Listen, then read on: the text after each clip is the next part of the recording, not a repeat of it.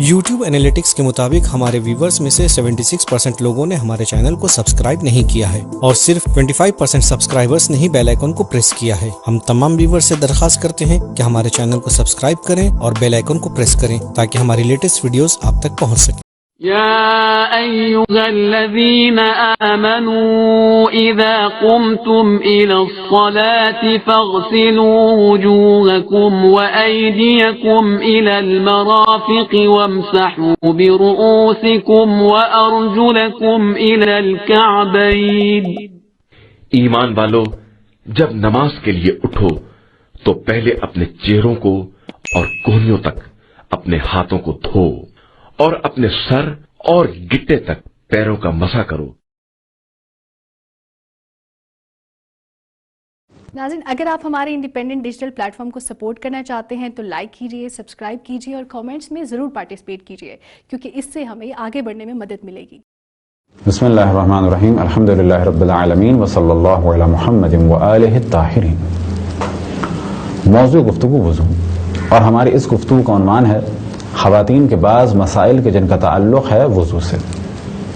گو کہ توضیح مسائل میں اس قسم کا کوئی چیپٹر الگ سے نہیں ہے، لیکن کیونکہ بعض دفعہ خواتین اس موضوع میں سوال کرتی ہیں تو لہٰذا اسی وجہ سے ہم نے اس موضوع کو بھی الگ سے رکھ دیا ہے۔ ایک سوال یہ ذہن میں آتا ہے، کیا اگر نامحرم کے سامنے وضو کیا جائے تو یہ وضو صحیح ہے؟ تو جواب یہ ہے کہ اگر نامحرم کے سامنے وضو کیا جائے تو سوال یہ پیدا ہوتا ہے کہ فقط نامحرم کے سامنے ہیں یا نامحرم کے سامنے بے پردگی بھی ہو رہی ہے۔ تو اگر نامحرم کے سامنے وضو ہو رہا ہے، فرض کریں کہ ہمارے سر پہ ایک چادر ہے اور نامحرم پیچھے کی جانب سے فقط ہماری پشت کو دیکھ رہا ہے اور بے پردگی نہیں ہو رہی، تو یہ عمل بھی صحیح ہے اور وضو بھی صحیح ہے۔ لیکن اگر نامحرم ہمیں بے پردہ دیکھ رہا ہے، یعنی نامحرم کسی خاتون کو بے پردہ دیکھ رہا ہے، تو ایسی صورت میں یہ عمل حرام ہے اس کے سامنے بے پردہ ہونا، لیکن وضو صحیح ہے۔ بس گھر میں خواتین اگر وضو کر رہی ہوں اور بے پردگی کا خوف ہو تو واجب ہے کہ ایسی جگہ جائیں کہ جہاں پر کوئی نامحرم انہیں نہ دیکھ رہا ہو۔ لیکن اگر وہ نامحرم کے سامنے وضو کر رہی ہیں تو یہ ان کے سامنے بے پردہ آنا حرام ہے، لیکن وضو صحیح ہے۔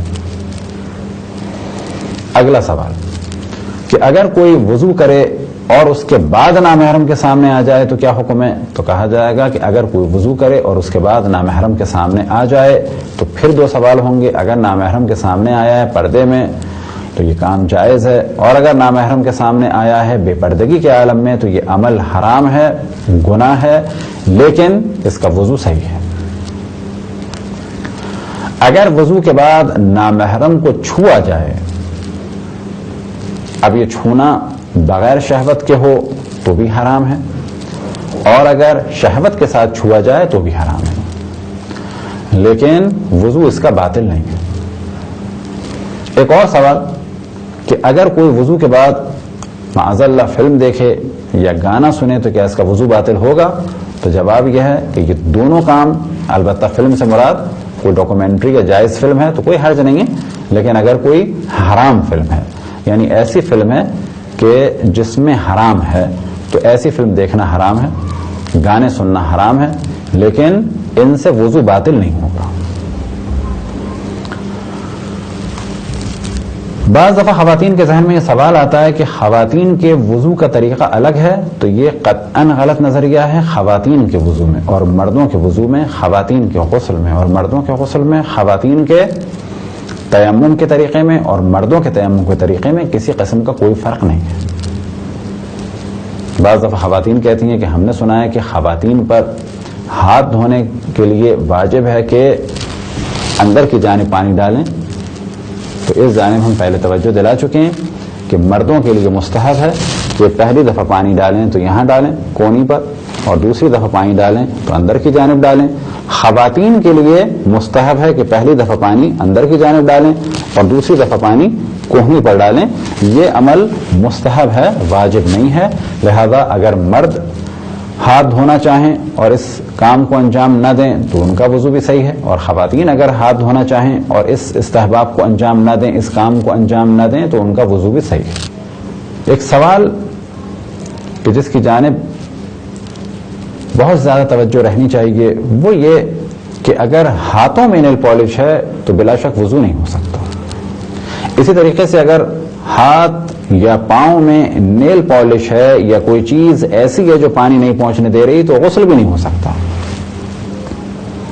لیکن سوال یہ پیدا ہوتا ہے کہ ہاتھوں پہ نیل پالش نہیں ہے یعنی ناخنوں میں، اور پاؤں کے ناخنوں میں نیل پالش ہے تو کیا وضو ہو جائے گا؟ تو جواب یہ ہے کہ پاؤں کے مسے کے لیے شرط ہے کہ اگر اسے آپ تصور کریں کہ یہ پاؤں ہے تو شرط ہے کہ انگلیوں کے اس سرے سے مسے کو شروع کیا جائے اور یہاں بلندی تک اور بہتر ہے جوڑ تک لایا جائے۔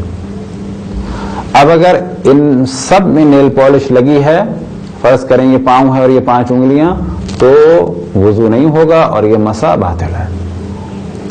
لیکن اگر یہ تصور کریں کہ 5 انگلیاں ہیں پاؤں کی اور ان میں سے کسی ایک انگلی پہ نیل پالش نہ لگائی جائے اور پھر ہاتھ پھیرتے وقت اس طرح سے ہاتھ پھیرا جائے کہ یہاں سے ابتدا ہو کے ایک ایسے ناخن سے مسا شروع ہو کہ جس پر نیل پالش نہیں ہے، تو اب اگر یہاں سے یہ ہوا اور یہاں تک اس طرح سے مسا ہو گیا تو صحیح ہے، کس بنیاد پہ صحیح ہے؟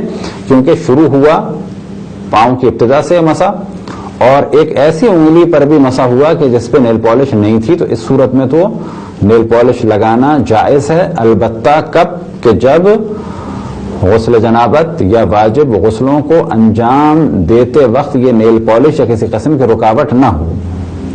بس فرض کریں کسی پر کوئی غسل واجب نہیں ہے اور پھر اس نے نیل پالش لگائی پاؤں پہ خالی، اور بعد میں وضو کیا اور ایک انگلی کم سے کم چھوڑی ہوئی تھی تو مسا صحیح ہے، لیکن بہتر یہی ہے کہ باقی انگلیوں پہ بھی نیل پالش نہ ہو۔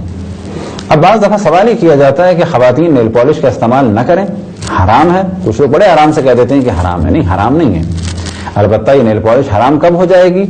کہ جب اس کی وجہ سے جان بوجھ کے نمازیں قضا ہوں۔ نمازیں کب قضا ہوں گی؟ جب وضو صحیح نہیں ہوگا۔ نمازیں کب قضا ہوں گی؟ جب غسل صحیح نہیں ہوگا۔ لیکن اگر ایک خاتون فرض کریں کہ وہ اپنی نجاست کے ایام میں ہیں، پاؤں میں اور ہاتھوں پر نیل پالش لگائیں تو اس وقت ان پہ کچھ واجب نہیں ہے، پھر جب غسل انجام دینا چاہیں تو اس سے پہلے تھنر کے ذریعے سے یا جو بھی نیل پالش ریموور ہو اس کے ذریعے سے ہاتھوں اور پاؤں کے ناخنوں پہ سے اس نیل پالش کو ہٹا دیں اور اس کے بعد غسل کر لیں تو ابھی غسل صحیح ہے۔ غسل کے بعد وضو کریں، وضو بھی صحیح ہے۔ اسی طریقے سے ایک سوال یہ ہوتا ہے کہ اگر ہم وضو کر لیں اس کے بعد نیل پالش لگا لیں تو کیا جائز ہے؟ بالکل جائز ہے۔ بعد میں نماز پڑھ لیں، پھر اس کے بعد تقریب میں چلے جائیں، تقریب میں سے آنے کے بعد اگلی نماز سے پہلے یعنی اس کو انجام دینے کا جو بھی وقت ہو آخری، اس سے پہلے لازم ہے کہ اس نیل پالش کو چھڑایا جائے۔ یعنی اگر غسل انجام دینا ہے تو بلا شک ہاتھوں اور پاؤں دونوں کے ناخنوں سے اس نیل پالش کو چھڑایا جائے، اور اگر وضو انجام دینا ہے تو دونوں ہاتھ سے نیل پالش کو یعنی ناخنوں سے چھڑایا جائے، اور اسی طریقے سے کم ایک پاؤں کے ناخن سے نیل پالش کو چھڑایا جائے۔ یہی سوال بعض دفعہ آتا ہے اور کچھ لوگ پریشان ہوتے ہیں دلہن بنانے کے لیے جو پرابلمز ہوتے ہیں تو اس میں کیا کریں؟ تو ایک پرابلم یہ آتا ہے کہ جی دلہن عام طور پہ بنائی جاتی ہے مغرب سے پہلے، ان کا کام شروع ہوتا ہے اور مغرب کے بعد تک وہ فائنل ہوتا ہے، اور اس وقت ہم وضو کرائیں تو پورا میک اپ ختم ہو جائے گا۔ تو پہلی چیز یاد رکھیں کہ بہت سارے دنیا میں بیوٹی پارلرز ہیں، ایسی جگہ اپائنٹمنٹ لیں کہ جہاں پر نماز قضا ہونے کا خطرہ نہ ہو۔ لہذا اگر نماز کسی علاقے میں ہو رہی ہے شام کے 7 بجے، وقت ہے مغرب کی نماز کا، اور اپائنٹمنٹ ہے آپ کا 6 بجے سے، تو آپ کے لیے قطعاً جائز تھا کہ آپ پہلے وضو کریں اور اس کے بعد وہ کام ہوتے رہیں کہ جو 6 بجے شروع ہو گئیں، اس کے بعد جب 7 بجیں اور مغرب کا وقت ہو گیا ہے تو آپ نماز پڑھیں پہلے، اور نماز کے بعد باقی کام انجام دیں، اور اب اگر وضو ٹوٹ بھی جائے تو کوئی حرج نہیں ہے، کیونکہ مغرب اور عشاء کی نماز آپ نے پڑھ لی ہے. اب آپ پر وضو واجب ہوگا فجر کی نماز کے لیے. اس وقت آپ پر واجب ہوگا کہ ہر اس چیز کو چھڑائیں کہ جو پانی پہنچنے میں مانع ہو، چاہے وہ نیل پالش ہو اور چاہے وہ میک اپ کی کوئی اور چیز ہو. وضوئی کے مسئلے میں ایک سوال خواتین کا آتا ہے، وہ ہے مہندی کے بارے میں. اگر مہندی اوریجنل مہندی ہے پتوں والی تو وہ رکاوٹ نہیں بنتی اور وہ جائز ہے اس کا استعمال. البتہ پردے کے اعتبار سے کیا حکم ہے وہ بحث آئے گی پردے میں، کیونکہ اگر ہاتھوں پہ زینت ہے تو اس کو چھپانا ہوگا. لیکن مہندی کے بارے میں ایک استثنا ہے. اسی طریقے سے اگر نیل پالش لگی ہے تو ان ہاتھوں کے ان حصوں کو چھپانا ہوگا، یا گلوز پہنے جائیں یا کم سے کم ہاتھوں کو اس طرح سے کور کیا جائے، کیونکہ اگر زینت ہے تو پھر زینت والے حصے کو چھپانا ہے. چہرے کے بارے میں بھی توجہ رہے کہ اگر چہرے پر زینت ہے تو جس حصے پہ زینت ہے اس کا چھپانا واجب ہے. اور باقی مسائل آپ سوال کریں جن کی آپ تقلید میں ہیں، کیونکہ اکثر مراجع فرماتے ہیں کہ چہرے کا چھپانا احتیاط واجب ہے. بلا شک بہتر ہے کہ چہرے کو چھپایا جائے. بہت زیادہ سوال ہوتا ہے کون مہندی کے بارے میں، اور ہمارے پاس بھی بہت فون آتے ہیں کون مہندی استعمال کرنا جائز ہے یا حرام ہے. تو پہلا مسئلہ یاد رکھیں کہ استعمال کرنا تو جائز ہے، چاہے وہ کسی قسم کی بھی ہو. لیکن ہاں، وضو سے پہلے یہ دیکھنا ہوگا کہ یہ پانی پہنچنے میں رکاوٹ بن رہی ہے یا نہیں بن رہی. اب اگر رکاوٹ بن رہی ہے تو اس کو چھڑانا ہوگا، اور اگر رکاوٹ نہیں بن رہی ہے، ایک اوریجنل مہندی ہے کہ جیسے عام طور پہ ہوتی ہیں، تو اس ڈیزائن سے کوئی فرق نہیں پڑتا اور پانی پہنچ جائے گا. لیکن کون مہندی میں ایک پرابلم دیکھنے میں آیا ہے، اور وہ پرابلم یہ ہے کہ کون مہندی میں کچھ سریش وغیرہ اور بعض کیمیکل ملائے جاتے ہیں کہ جن کے بعد ہاتھ میں ایک لیئر بن جاتی ہے. اب اگر یہ لیئر اوپر سے بن گئی ہے ایک پلاسٹک ٹائپ کی تو اس کو چھڑانا ہوگا، کیونکہ یہ پانی پہنچنے میں رکاوٹ بن رہی ہے. اب کون سی کون مہندی صحیح ہے کون سی کون مہندی غلط ہے، یہ دار و مدار ہے خود آپ پر کہ آپ یہ دیکھیں کہ کون سی کون مہندی پانی پہنچنے میں رکاوٹ کا سبب بن رہی ہے اور کون سی کون مہندی پانی پہنچنے میں رکاوٹ کا سبب نہیں بن رہی ہے. ہم یہاں سے بیٹھ کے صرف اتنا بتا سکتے ہیں کہ وہ کون مہندی جو رکاوٹ بنتی ہے اس کا استعمال صحیح نہیں ہے اور وضو باطل ہوگا، اور وہ کون مہندی کہ جو پانی پہنچنے میں رکاوٹ نہیں بنتی اس کے بعد وضو کیا جا سکتا ہے. البتہ بعض خواتین کی رائے یہ ہے کہ کون مہندی کے بعد جو اس طرح سے ایک لیئر نکل رہی ہوتی ہے وہ لیئر الگ سے کسی چیز کی نہیں ہے، بلکہ کون مہندی میں ایسا کیمیکل ہوتا ہے جو کھال اکھڑ رہی ہوتی ہے. اب یہاں پر خود ایک نیا سوال اٹھے گا اور اس کا بھی دار و مدار آپ ہی پر ہے کہ آپ کو یقین ہونا چاہیے کہ یہ اوپر سے لیئر ہے سریش وغیرہ کی تو اس کا مطلب ہے پانی نہیں پہنچ رہا، اور اگر یہ کھال اکھڑ رہی ہے تو اس کا مطلب ہے کہ پانی پہنچ رہا تھا. ایک ایسا کیمیکل ہے جو کھال اکھڑ رہی ہے، بس کھال اکھاڑنا واجب نہیں. یہاں پر ہم بعض دفعہ مشورہ دیتے ہیں خواتین کو کہ کیونکہ کون مہندی میں بہت زیادہ پرابلم ہے، بعض خواتین جرت کریں کون مہندی بنانے کا طریقہ سیکھیں اور اس کو ثواب کے اعتبار سے یا پھر بزنس کے اعتبار سے اپنائیں، تاکہ جن کو استعمال کرنا ہو ان کے لیے وضو میں پرابلم نہ ہو. یا یہ کہ جائیں اور جانے کے بعد دیکھیں کون مہندی کیسے بنتی ہے، مختلف رسالوں میں مختلف جگہوں پہ جا کے اس کے اجزاء کو دیکھیں اور اس کے بعد یقین حاصل کریں. البتہ اگر کون مہندی کسی نے لگا بھی لی تو اس کو چھڑانا اتنا مشکل کام نہیں ہے. تھوڑا سا تھنر یا اس قسم کی بعض چیزوں سے اگر اس کو رب کیا جائے تو وہ چھوٹ بھی سکتی ہے. اسی طریقے سے اگر سرف وغیرہ یا کوئی صابن استعمال کیا جائے، شیمپو استعمال کیا جائے اور تھوڑی دیر سے کسی کاٹن کے کپڑے سے آہستہ آہستہ اس طرح سے ملا جائے، البتہ ایسے بھی ملنا نہیں کہ ہاتھ چھل جائیں، لیکن اگر تدریجاً 10-15 منٹ ملا جائے تو جس قسم کی کون مہندی ہو اس کی لیئر تو ختم ہو جاتی ہے. اب آخر میں ایک واقعہ بھی آپ کو بتاتے چلیں کہ ایک دفعہ ایک خاتون سے جب انہوں نے مسئلہ پوچھا تو ہم نے جواب دیا، اور مسئلہ یہی تھا کہ نیل پالش کے بعد وضو ہو سکتا ہے، تو ہم نے جواب دیا کہ وضو نہیں ہو سکتا، نماز باطل ہے.